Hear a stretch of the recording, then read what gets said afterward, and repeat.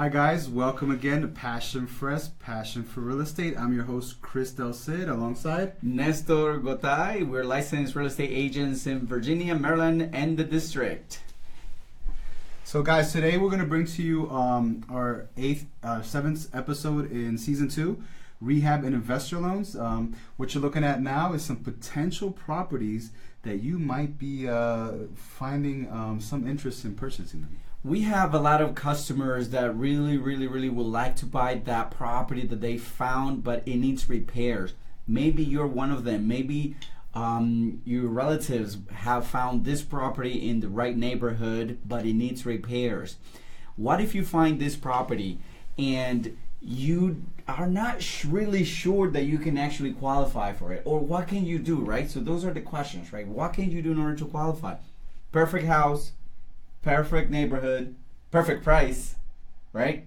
But it doesn't have what you really would like it to have inside, or you see the potential for improvements, right? Right. Or another point is it doesn't meet FHA or conventional standards for your loan. You can't qualify for let's say you loan. cannot live in it right now because Exactly. it doesn't meet those requirements, right? So whether you're looking for a fixer-upper or looking for a flip, what are our options out there, Nestor? All right, yeah. So let's talk about the first-time home buyers first and the primary residents. Okay. So anyone who's trying to look for that property to live in it, right? So you have the 203K option, and you have the Fannie and Freddie Mac renovation loans, right? What does this mean? This means that you're telling the bank, hey, look, give me the money that they're asking for to buy this property, and also give me money to repair it, right?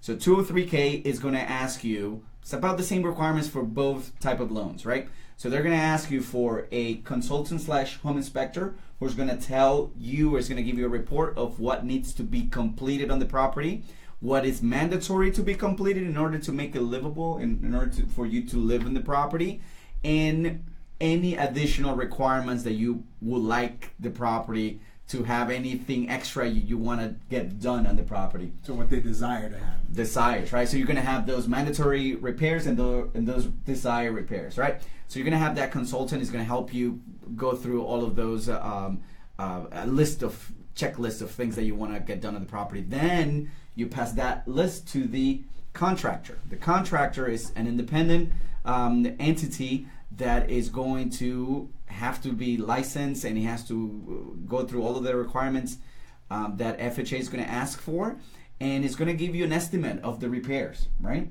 So then you go back to the lender and you tell them, hey, look, the property is worth, or they're asking for this much money, and I need this extra additional money in order to fix it, right?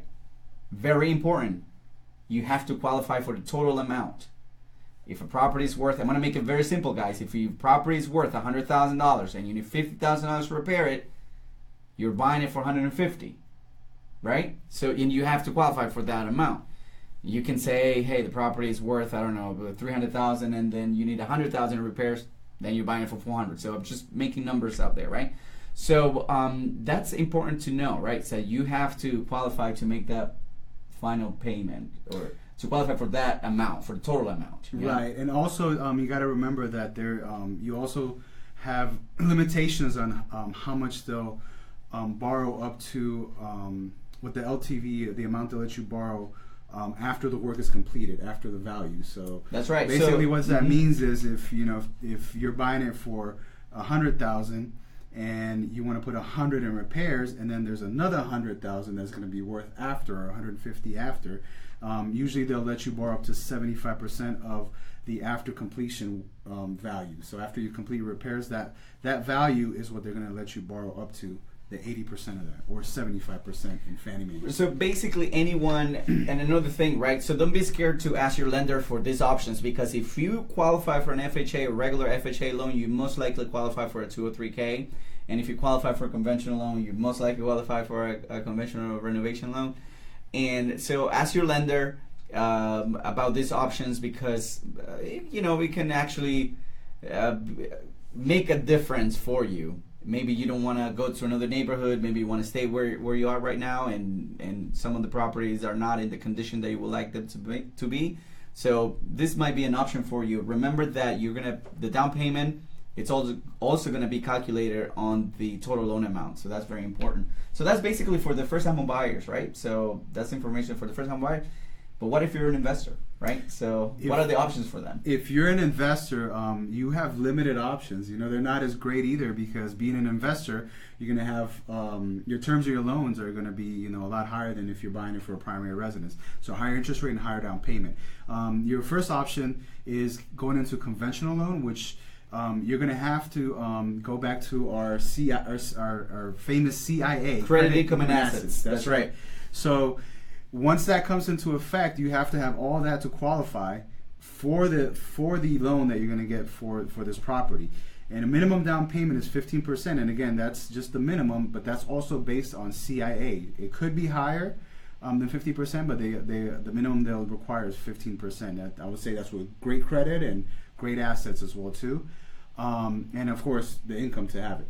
And pretty much once they go through that, you know, it's the same process as if you were buying a primary residence, appraisal and all that good stuff. That's right. Second one is your hard money. Hard money's private lenders that lend you money. They're not regulated, so they don't have to follow the conforming guidelines, which means that, you know, the higher interest rates. I've heard interest rates as high as 17%. That's right. Yeah.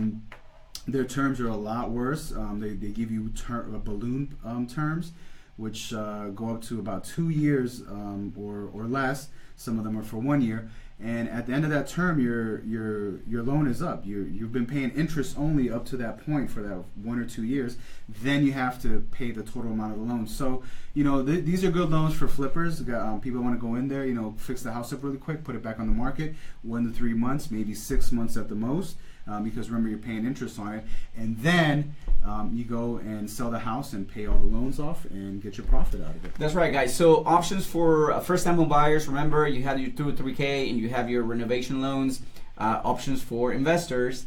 You have the conventionals, 15% down, and then you have your hard money. It's a lot of interest right there, right? So, anyways, guys, this is what we bring to you this episode. We really, really, really hope that you guys find this information useful for whenever you want to make that decision of buying your house. That's right, guys. That's it for us today. Tune in next week. Remember, follow us on social media, all platforms. Give us any feedback, anything we missed, anything you want us to talk about. We definitely need that from you guys. And definitely like us and retweet us and all that good stuff.